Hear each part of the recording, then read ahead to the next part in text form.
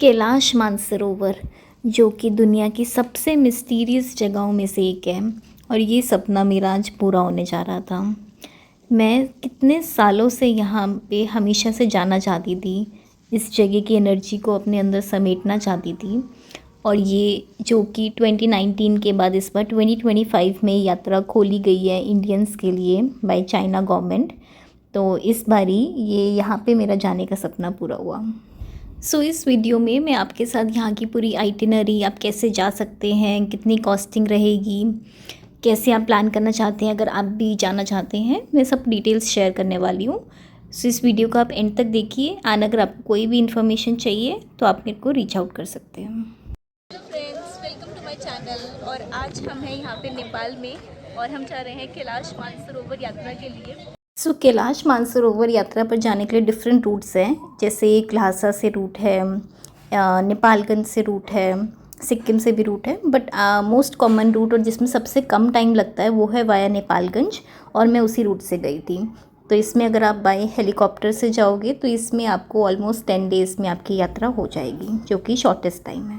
तो हमारी जर्नी शुरू हुई थी न्यू दिल्ली से और हम न्यू दिल्ली से लखनऊ गए बाय वंदे भारत ट्रेन और फिर लखनऊ से नेपालगंज की ऑलमोस्ट 3-4 आवर्स की ड्राइव है। तो लखनऊ से हम नेपालगंज गए बाय ड्राइव। तो यहाँ पर आप नेपाल इंडिया का बॉर्डर क्रॉस करेंगे और यहाँ पे कुछ ज़्यादा फॉर्मेलिटीज़ नहीं होती, बहुत ही सिंपल रहता है बिकॉज़ नेपाल हमारी फ्रेंडली कंट्री है। तो सिंपल प्रोसेस रहता है जिसमें आपको वो वोटर कार्ड या आप अपना पासपोर्ट दिखा सकते हो बस उनको, और वो आपका सामान चेक करेंगे। और फिर हम पहुंचे नेपालगंज में, जहाँ पे हमारा स्टे बुक था सॉल्टी प्रीमियर होटल में, जो कि काफ़ी अच्छा होटल है।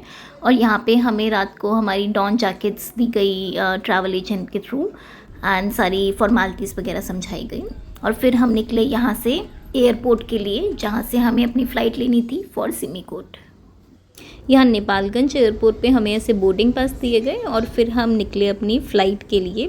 फ़्लाइट ये बहुत ही छोटी फ़्लाइट्स है यहाँ पे, जो ये नेपालगंज से सिमिकोट जाती हैं। अगर आप अंदर भी देखो तो ऐसे बहुत ही छोटी सी स्पेस है इसमें, बट आपके साथ क्राफ्ट मेंबर रहेंगे और आपको यहाँ पे बहुत ही अमेजिंग व्यूज़ दिखेंगे रास्ते में, क्योंकि ये पूरा पहाड़ों में से जाते हैं तो इसमें एकदम कश्मीर जैसी वादियाँ लगती हैं रास्ते में।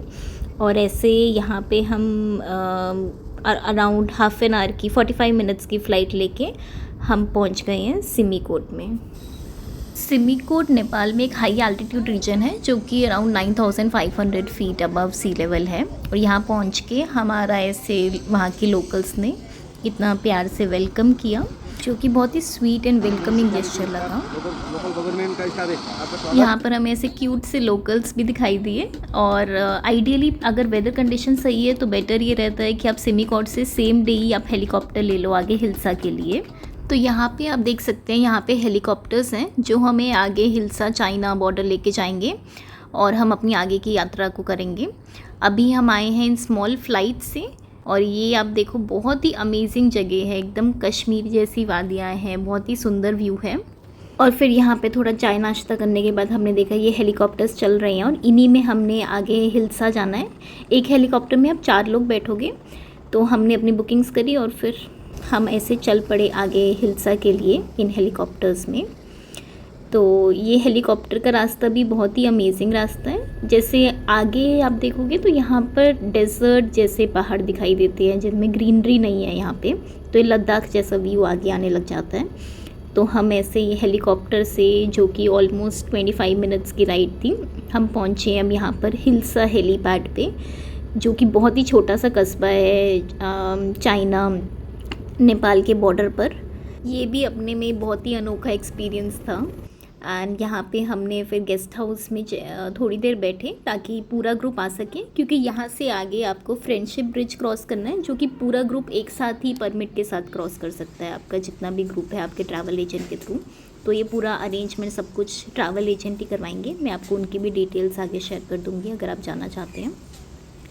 तो ये ऐसे आपको पैदल चल के ये रिवर पर से ब्रिज क्रॉस करना है, जिससे आप क्रॉस करके आप नेपाल की बाउंड्री से बाहर आके आप चाइना की बाउंड्री में पहुंच जाओगे, जो कि एक्चुअली तिब्बत का रीजन है, चाइना ऑक्यूपाइड तिब्बत है वो। तो यहाँ पे अगर आप आगे देखो, ये अब हम ब्रिज क्रॉस करके आ गए हैं और यहाँ पे चाइना का फ्लैग लगा हुआ है। तो ये पूरा यहाँ पे चाइना एडमिनिस्ट्रेशन संभालती है इस जगह को, और यहीं से ही हमारी एंट्री होती है कैलाश मानसरोवर यात्रा के लिए। यहाँ पे सारे चाइनीज़ ऑफिशियल्स हैं, बट एक्चुअली गुड ही रहा एक्सपीरियंस यहाँ पे, इमिग्रेशन का एक्सपीरियंस भी। अब थोड़ा सा काम मेंटेन करके रखें, प्रॉपर अपने ग्रुप के साथ रहें, उनकी बातें सुने, तो आपको एज सच कोई इशू आने नहीं वाला है। वो आपका सामान चेक करेंगे, अच्छे से चेक करेंगे, आपके फ़ोन चेक करेंगे जिसमें कोई ऐसा मटेरियल नहीं होना चाहिए जो कि चाइना के अगेंस्ट हो या दलाई लामा रिलेटेड हो। तो आप इन बातों को थोड़ा सा ध्यान रख सकते हैं। एंड फिर यहाँ से आप पहुँच चुके हैं चाइना की बाउंड्री में, जहाँ से एक्चुअली कैलाश मानसरोवर के लिए आपका यात्रा शुरू हो चुकी है। तो यहाँ बॉर्डर से ऑलमोस्ट 2 आवर्स की ड्राइव करके हम पहुँचे हैं टाकलाकोट में, जो कि यहाँ तिब्बत में बहुत ही ब्यूटीफुल सी सिटी है। एंड यहाँ पे ये हम होटल में स्टे करने वाले हैं। तो ये हमारा होटल का यहाँ पे रूम रहेगा, जो कि अच्छा सा कंफर्टेबल सा रूम है। फैसिलिटीज़ भी सारी अवेलेबल हैं, क्योंकि यहाँ पे हम फुल डे रुकने वाली है, as this is our acclimatisation day. कि यहाँ पे जैसे हम इतनी हाइट पे आए हैं ऊपर, तो जिसको रेस्ट करने की ज़रूरत है, किसी को मेडिसिन, किसी को कोई सामान चाहिए, तो वो यहाँ पे सिटी में घूम के अपना सामान ले सकते हैं, रेस्ट डे कर सकते हैं, एंजॉय कर सकते हैं, रिलैक्स कर सकते हैं। यहाँ पर इंटरनेशनल सा रहता है सिस्टम होटल्स में। तो अगर आप universal travel adapter for charging your phones and आप बिडे कैरी करना चाहें तो आप कर सकते हैं। एंड यहाँ पे मार्केट में आपको ट्रांसलेटर ही यूज़ हो पाएगा आपको कॉन्वर्सेशंस करने के लिए। तो यहाँ पे ऐसे मार्केट है जहाँ पे आप सामान भी ले सकते हैं, एंड ये डे आप पूरा रिलैक्स करके फिर हमने अपने क्रू मेंबर्स को थैंक यू किया, जो भी हमारे साथ में सारे मेंबर्स थे, शेरपास थे, कुक थे। एंड रात को ब्रीफिंग के बाद मॉर्निंग में हम निकल पड़े टुवर्ड्स मानसरोवर लेक, जो कि हमें जाना है वाया राक्षस ताल, जहाँ से फर्स्ट दर्शन शुरू हो जाते हैं कैलाश जी के।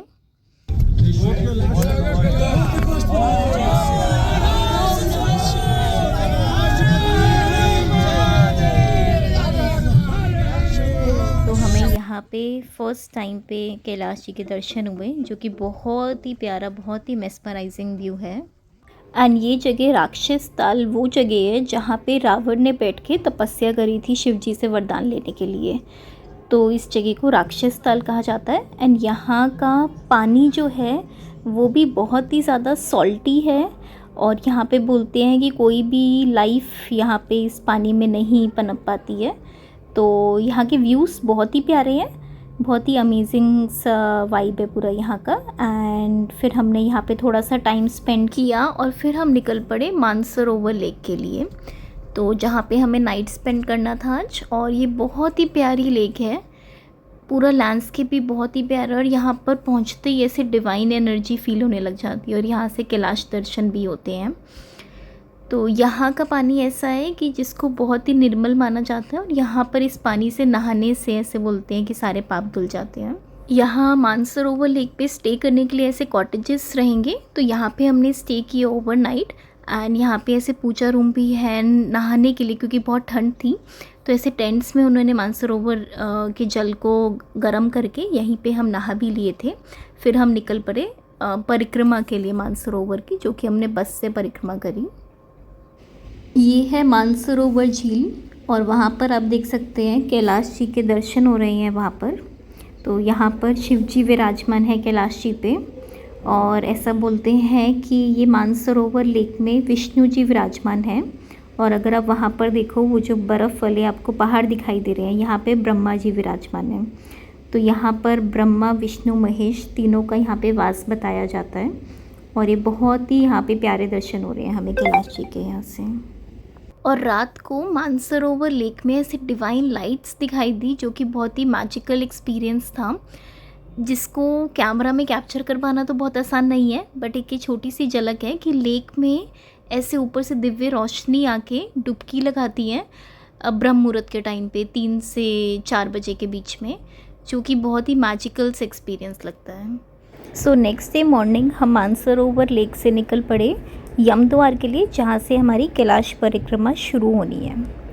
ये जो रास्ता है हम बस से आए हैं यहाँ पे, एंड आप इसमें देख सकते हो कि यहाँ पे आने के लिए मानसरोवर से वाया दार्जिलिंग आप यमद्वार पे पहुँचोगे, जहाँ से ट्रैक शुरू होता है, जो कि फुल ओवर 3 डेज़ 52 किलोमीटर का ट्रैक है अगर आपको पैदल पूरा कैलाश की परिक्रमा करनी है।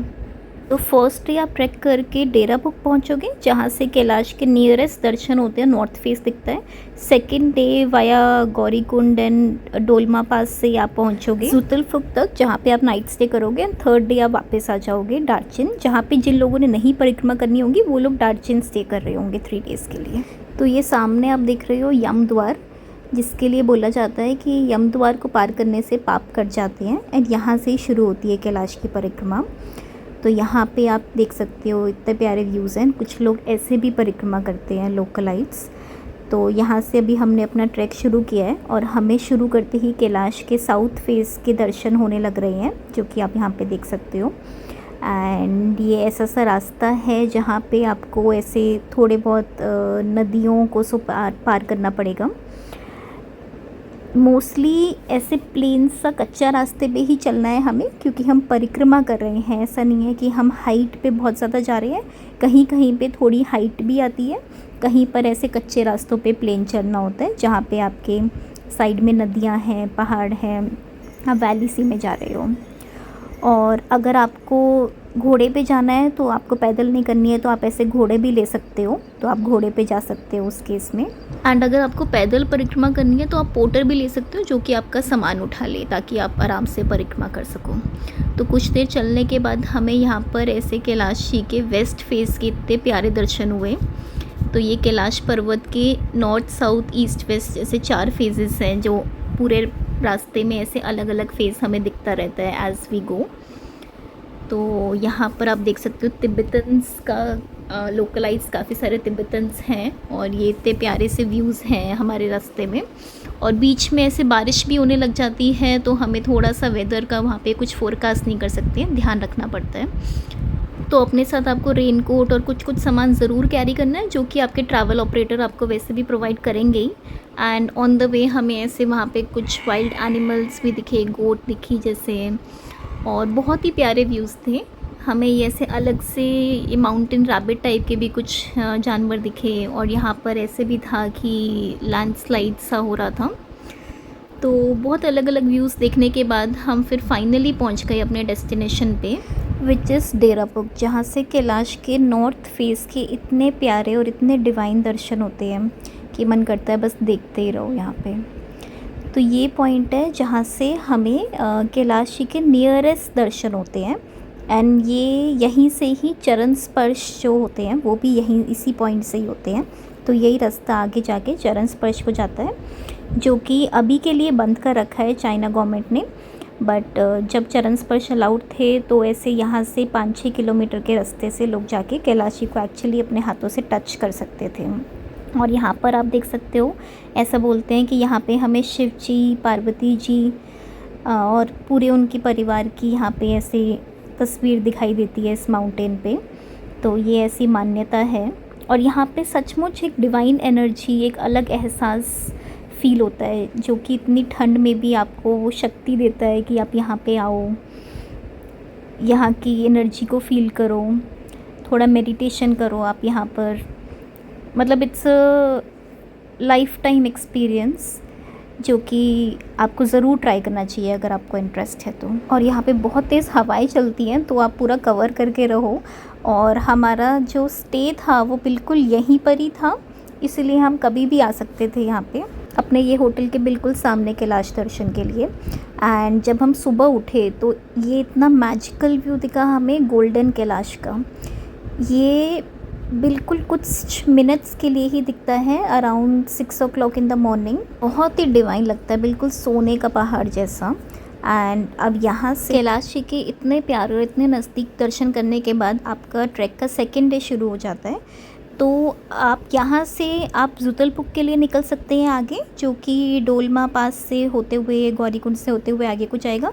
या फिर अगर कुछ लोग की तबीयत ख़राब हो जाती है कि क्योंकि वेदर बहुत ही यहाँ पे टेम्परेचर लो रहता है, तो आप ये ऐसे रेस्क्यू वैन्स चलती हैं, इनके साथ आप वापस भी जा सकते हैं दार्जिलिंग पे, जहाँ पे आप वहाँ पे जाके स्टे कर सकते हैं।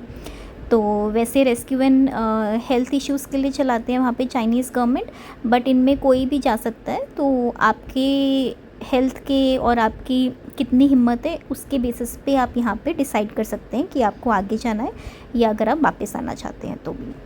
अगर आप आगे जाते हैं तो आपको ऐसे व्यूज़ दिखेंगे वहाँ पे। ये है डोलमा पास गौरीकुंड के व्यूज़। तो यहाँ पे क्योंकि बहुत बारिश और स्नोफॉल हुई थी तो इसलिए ये ऐसे से व्यूज़ हैं उस दिन के, डिपेंडिंग ऑन जब आप जा रहे हैं तब कैसा वेदर है। तो ये बहुत ही प्यारी जगह है ये भी। एंड यहाँ से आप आगे पहुँचते हैं जहाँ पे आपको पहले ईस्ट फेस के दर्शन होंगे और फिर आप जब आगे पहुँचोगे सुतलपुक तो आपको साउथ फेस के दर्शन होंगे। तो ऐसे आपको पूरे रास्ते में नॉर्थ वेस्ट ईस्ट साउथ चारों फेसेस के दर्शन होंगे कैलाश जी के। एंड फिर परिक्रमा करके डे 3 पे आप वापस आ जाओगे डार्जिन, जहाँ पे आपको पूरा ग्रुप आपका मिल जाएगा। जो नहीं गए होंगे या जो वापस आ गए होंगे डे 2 पे वो लोग भी आपको सब यहाँ पर मिल जाएंगे। एंड यहाँ से एक जगह और है जहाँ पे जा सकते हैं, अष्टपद। यहाँ पे कैलाश जी के साउथ फेस के बहुत प्यारे दर्शन होते हैं, बहुत क्लोज दर्शन होते हैं। यहाँ से नंदी पर्वत के भी दर्शन होते हैं एंड ये जैन्स के लिए भी बहुत इंपॉर्टेंट जगह है। और यहाँ पे सप्तर्षि गुफा के भी विजिबल है यहाँ से। तो ये बहुत ही प्यारी जगह है। यहाँ पे इनिशियली तो बहुत बादल थे बट फिर हमें इतने प्यारे दर्शन हुए कैलाश जी के साउथ फेस के, जैसे आप देख सकते हो यहाँ पे। तो जो वो स्पाइन केस है जिसको स्वर्ग की सीढ़ियाँ भी बोलते हैं वो एकदम क्लियरली विजिबल थी। और ये साथ में नंदी पर्वत जो है कैलाश जी के एकदम साथ में, तो ये दोनों के हमें बहुत ही प्यारे दर्शन हुए। और यहाँ पर ये गुफाएं हैं, सप्तऋषि गुफा। तो इसमें आप देख सकते हो गुफा सबसे ऊपर 1 2 3 ऐसे ऐसे यहाँ पे 7 गुफाएं हैं। तो यहाँ पे ऐसे बोलते हैं अभी भी योगी यहाँ पर रहते हैं और वो मेडिटेशन करते हैं। तो बहुत ही प्यारी जगह है, बहुत ही अमेजिंग दर्शन होते हैं यहाँ से। और फिर दर्शन करके फाइनली हमने चाइना तिब्बत को बाय बाय बोला और हम वापस आ गए फ्रेंडशिप ब्रिज को क्रॉस करके नेपाल की बाउंड्री में, जहाँ पे सब इतने खुश थे, सबका चेहरा ऐसे खिला हुआ था और सबको बहुत मज़ा आ रहा था क्योंकि इतने प्यारे दर्शन हुए थे, इतनी डिवाइन एनर्जी फील करी थी सबने।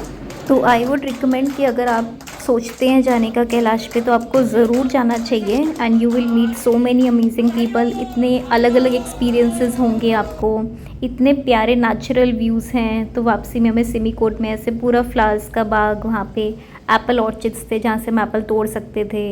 मतलब बहुत नेचुरल मिस्टिकल एक्सपीरियंसेस, बहुत अमेजिंग एक्सपीरियंस देखने मिलेंगे। लोकलाइट्स की वहाँ की आपको लाइफ देखने मिलेंगी, वो कैसे क्या करते हैं। तो you should definitely go. And आपको अगर ट्रैवल एजेंट की कुछ डिटेल्स चाहिए वो भी आप मेरे को कमेंट्स में बता सकते हैं। I can share with you. My trip was with Silky Tours and Travels. तो हमारा एक्सपीरियंस बहुत अच्छा रहा था। कोई भी क्वेरी है तो आप मेरे को कमेंट में पूछ सकते हैं। अगर आपके नोन में कोई जाना चाहते हैं तो feel free to share this with them. Thank you so much. See you next vlog. Bye.